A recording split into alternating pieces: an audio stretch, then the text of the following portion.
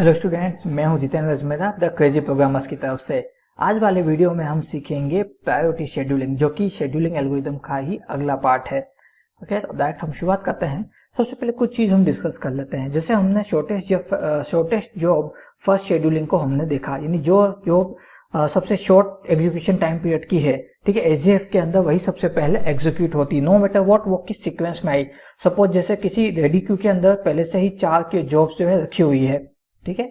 अब सडनली क्या हुआ, उनमें जो सबसे छोटी है वो एग्जीक्यूट हो रही है। वहां पे 1 2 3 4 सीक्वेंस का मतलब ही नहीं है।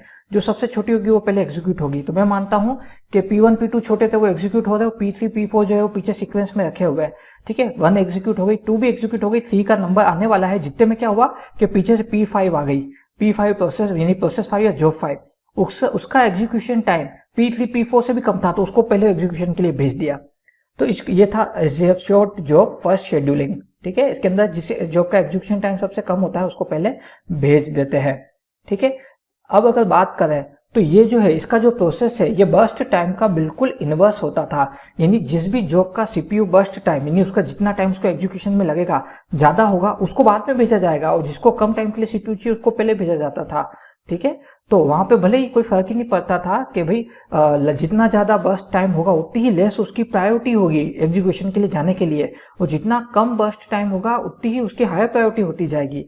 तो प्रायोरिटी शेड्यूलिंग में एक्चुअली क्या करते हैं कि यहाँ पर ये देखा जाता है कि कौन सी जॉब को सीपीयू या फिर एग्जीक्यूशन टाइम या किस जॉब का बर्स्ट टाइम सबसे कम है, उसको सबसे पहले हायर प्रायोरिटी दी जाती है, ठीक है। तो यहाँ पे इस तरह से प्रायोरिटी डिसाइड होती है। लेकिन सिर्फ यही नहीं, इसके अलावा और भी फैक्टर है, यानी कि प्रोसेस को जो एग्जीक्यूशन के लिए आया है उसका बर्स्ट टाइम कितना है, उसको जो रिसोर्स चाहिए क्या अभी वो फ्री या अवेलेबल है, ठीक है, वो किन डिवाइसेस से कनेक्टेड है, उन डिवाइसेस की अभी करंट कंडीशन क्या चल रही, इन सब चीजों को माइंडसेट में रखते हुए किसी जॉब को प्रायोरिटी असाइन करी जाती है। एंड इसी के तहत हायर या लोअर प्रायोरिटी जो है उन्हें असाइन करी जाती है। एक बार प्रायोरिटी असाइन हो जाए, फिर जिसकी प्रायोरिटी सबसे हायर होती है उससे पहले जो है एग्जीक्यूशन के लिए भेजा जाता है, और जिसकी प्रायोरिटी लोअर है उन्हें वेट करना पड़ता है। यही कहलाता है आपका प्रायोरिटी बेस्ड शेड्यूलिंग या प्रायोरिटी शेड्यूलिंग, ठीक है। यहाँ पे अगर ऐसा हो जाए कि कोई 2 या 2 से ज्यादा प्रोसेस अगर सिमिलर प्रायोरिटी के हो जाते हैं, तो फिर पहले किसको भेजेंगे? तो ऐसी कंडीशन में FCFS यानी फर्स्ट कम फर्स्ट सर्व के अकॉर्डिंग उनको फॉरवर्ड किया जाता है, ठीक है। तो कौन कौन सी चीजें देखी जाती है प्रायोरिटी देते वक्त? Memory requirement, time limit, number of open files, ratio of input output, बस साइकिल, सीपीयू बस साइकिल, इन सबको देख करके प्रायोरिटी असाइन करी जाती है। इसके अलावा प्रायोरिटी 2 टाइप की होती है, इंटरनल और एक्सटर्नल। इंटरनल वो जो कि ऑपरेटिंग सिस्टम के या सीपीयू के इनबिल्ट प्रोसेस में आती हो, इंटरनली डिफाइंड, यानी कि जैसे कि सीपीयू बस साइकिल कितना है, इनपुट आउटपुट बस साइकिल कितना है, नंबर ऑफ ओपन फाइल्स कितना है, मेमोरी रिक्वायरमेंट कितनी है, ठीक है। ये सब चीजें इंटरनल लिमिट में आती है। एक्सटर्नल लिमिट वो जो ऑपरेटिंग सिस्टम के क्राइटेरिया से बाहर चला जाए, जैसे कि इंपोर्टेंस ऑफ द प्रोसेस का इंपोर्टेंस कितना है, उसके हिसाब से भी प्रायोरिटी दी जाती है। Funds paid for the computer resource use. Now यहाँ पे जब प्रायोरिटी शेड्यूलिंग बनाई जाती है तो उसके अंदर हम चेंजेस कर सकते हैं कि भाई ये इंटरनली आपको प्रायोरिटी असाइन करनी है, यानी सिस्टम खुद प्रायोरिटी असाइन करेगा, या फिर यूजर डिफाइंड प्रायोरिटीज के हिसाब से जॉब जो है एग्जीक्यूट के लिए जाएगी, ठीक है। तो ये यहाँ पे आता है आपके कंप्यूटर रिसोर्स यूज में या मार्केट फैक्टर्स के अंदर। तो कुल मिलाकर के प्रायोरिटी शेड्यूलिंग के अंदर होता क्या है कि जितनी भी जॉब्स आती हैं उनको प्रायोरिटीज दी जाती है। प्रायोरिटीज देने के लिए काफी सारे फीचर, उसका बर्स्ट टाइम, उसका इनपुट आउटपुट बर्स्ट टाइम, उसके नंबर, जो भी रिसोर्स वो मांग रहा है उन रिसोर्सेज की करंट कंडीशन क्या है, अवेलेबल है या वेटिंग में चल रहे हैं, ठीक है, और उसका खुद का एग्जीक्यूशन टाइम, टाइम लिमिट कितनी लेगा वो, मेमोरी एलोकेशन, इन सब चीजों को कंसीडर करके जो है हर एक जॉब को प्रायोरिटी दी जाएगी। हाईएस्ट प्रायोरिटी वाले को सबसे पहले भेजा जाएगा और लोएस्ट प्रायोरिटी वाले को सबसे बाद में भेजा जाएगा, ठीक है। टाइप्स ऑफ प्रायोरिटी शेड्यूलिंग 2 तरह की होती है, प्रिमिटिव एंड नॉन प्रिमिटिव, ठीक है। प्रिमिटिव में क्या होता है कि सपोज जैसे कोई अभी है ना प्रोसेस ऑलरेडी एग्जीक्यूट हो रहा है, ठीक है, और तभी वहां पे रेडी क्यू में कोई नया प्रोसेस आ गया और उसकी प्रायोरिटी करंट प्रोसेस की प्रायोरिटी से ज्यादा है। यानी सपोज P1 अभी एग्जीक्यूट हो रहा है, ठीक है, प्रोसेस एग्जीक्यूट हो रहा है अभी P1, तभी पीछे से P2 आ गया और P2 की प्रायोरिटी ज्यादा है, तो पता है क्या होगा? P1 को सीपीयू से उठा करके साइड में रखकर चलो भाई वेट करो, P2 की प्रायोरिटी ज्यादा है, ये पहले एग्जीक्यूशन में जाएगा। तो ये कहलाती है प्रिमिटिव प्रायोरिटी शेड्यूलिंग, ठीक है। Non preemptive priority scheduling, no matter what, जितने भी प्रोसेस आ जाए उनकी प्रायोरिटी कोई भी फर्क नहीं पड़ता, जो करंट प्रोसेस एग्जीक्यूट हो रहा है पहले वो अपना एग्जीक्यूशन खत्म करेगा, देन उसके बाद में जो जॉब्स है उनमें जिसकी प्रायोरिटी सबसे हायर है उसको भेजा जाएगा। ये है इन दोनों का बेसिक डिफरेंस। अब एग्जाम्पल की बात कर लेते हैं, यहाँ पर देख लेते हैं हम, ठीक है। प्रोसेस है P1, P2, P3, P4, इनके बर्स्ट टाइम P1 का 21, P2 का 3, P3 का 6 एंड P4 का 2, ये सभी मिली सेकेंड्स है एक्चुअली बर्स्ट टाइम, ठीक है। प्रायोरिटी अगर देखें तो P2 की प्रायोरिटी सबसे ज्यादा है, P1 की सेकंड नंबर पे, P4 की थर्ड नंबर पे और P3 की जो है फोर्थ नंबर पे, ठीक है। अब यहाँ पे काफी सारी चीजें कंसीडर करने के बाद में प्रायोरिटी दी जाती है, इसलिए आप ये मत सोचिएगा बर्स्ट टाइम के अकॉर्डिंग प्रायोरिटी मिल रही है, ठीक है। तो अब बात करें तो सबसे पहले कम प्रायोरिटी किसकी है, P2 की। तो भाई P2 को सबसे पहले जो है CPU एलोकेट कर दिया, और यहाँ पे कोई फिक्स टाइम स्लॉट नहीं है, जो प्रोसेस गया वो पूरा एग्जीक्यूट होगा कंप्लीट, ठीक है। तो P2 जो है उसकी प्रायोरिटी सबसे ज्यादा है, तो 3 मिली सेकेंड के लिए वो CPU को यूज करेगा, एग्जीक्यूट होकर के वो चला जाएगा बाहर। फिर देखते हैं इसके बाद में सेकंड नंबर प्रायोरिटी किसको दी गई है, P1 को।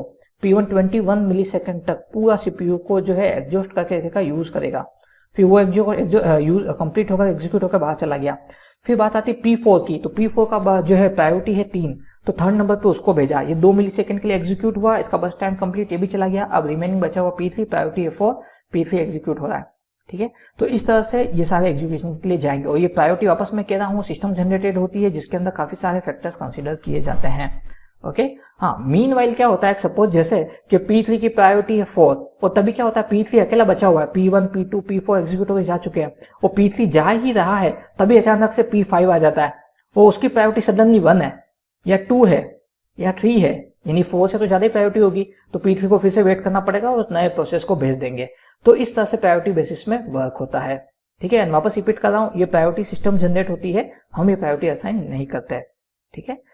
अब इसमें एवरेज वेटिंग टाइम निकालना हो तो कैसे निकालेंगे, हर एक का ले ले।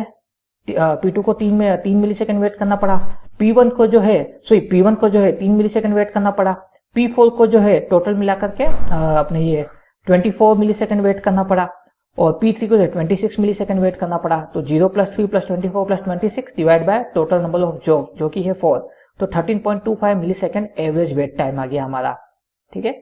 सो ये है हमारी प्रायोरिटी बेसिस शेड्यूलिंग।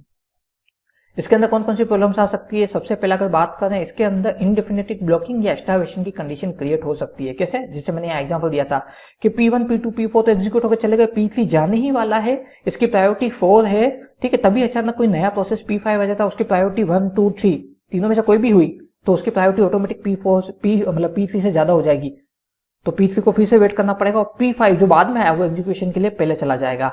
तो इस चीज को बोला जाता है इनडेफिनिट ब्लॉकिंग या स्टार्वेशन, यानी बहुत लंबे टाइम तक के लिए कोई एक प्रोसेस को ब्लॉक कर दिया गया, मतलब रुका हुआ वेट कर रहा है, और या फिर उसको रिसोर्सेस के लिए बहुत ज्यादा वेट करना पड़ रहा है, ठीक है।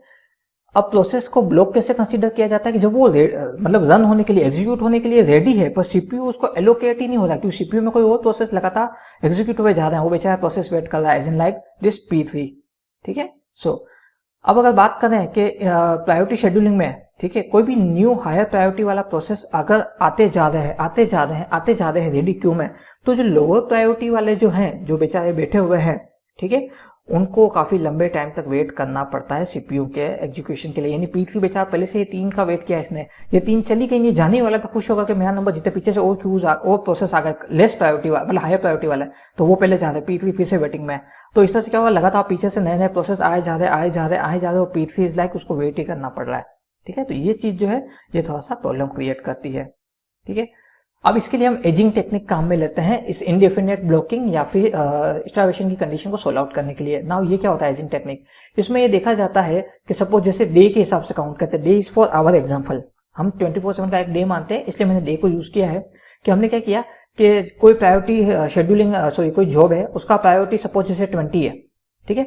तो अब जैसे क्या होगा कि जैसे एक दिन निकला और उसका नंबर ही नहीं आया लोअर प्रायोरिटी की वजह से, दूसरे हायर प्रायोरिटी वाले यानी 1 to 19 के बीच में जो है वो एग्जीक्यूट हो रहे, इस 20 वाले का नंबर ही नहीं आया, तो क्या होगा, जैसे एक दिन निकला, अब मैं उसकी प्रायोरिटी जो है इंक्रीज कर दूंगा, 20 से 0.5 हटा करके 19.5 कर दूंगा, तो उसकी प्रायोरिटी 19.5 हो गई। तो अगले दिन हो सकता है उसका नंबर पहले आ जाए, और नहीं तो अगले दिन वो जब 0.5 जुड़ेगा तो उसकी प्रायोरिटी होगी 19, तो एटलीस्ट तीसरे दिन तो उसका नंबर आ ही जाएगा।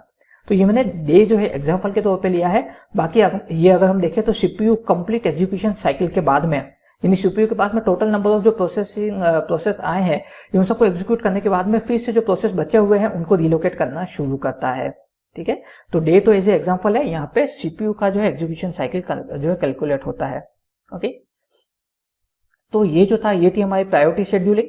मैं उम्मीद करता हूँ आपको प्रायोरिटी शेड्यूलिंग समझ में आ गई होगी। अगर फिर भी आपके मन में कोई भी अभी डाउट है या कोई क्वेरी, कोई सजेशन, फीडबैक तो हमें कमेंट बॉक्स में लिख करके बताएं। हमारे इस वीडियो को लाइक कीजिए और चैनल को सब्सक्राइब कीजिए ताकि इसी तरह के वीडियो की नोटिफिकेशन आपको आगे भी मिलते रहें। हमारे इस वीडियो के नोट्स डिस्क्रिप्शन बॉक्स में अवेलेबल है। हमने अभी तक जितने भी वीडियो बनाए हैं उनके लिंक और उनके नोट्स के लिंक डिस्क्रिप्शन बॉक्स में अवेलेबल है। द क्रेजी प्रोग्रामर्स की तरफ से आज के लिए बस इतना ही।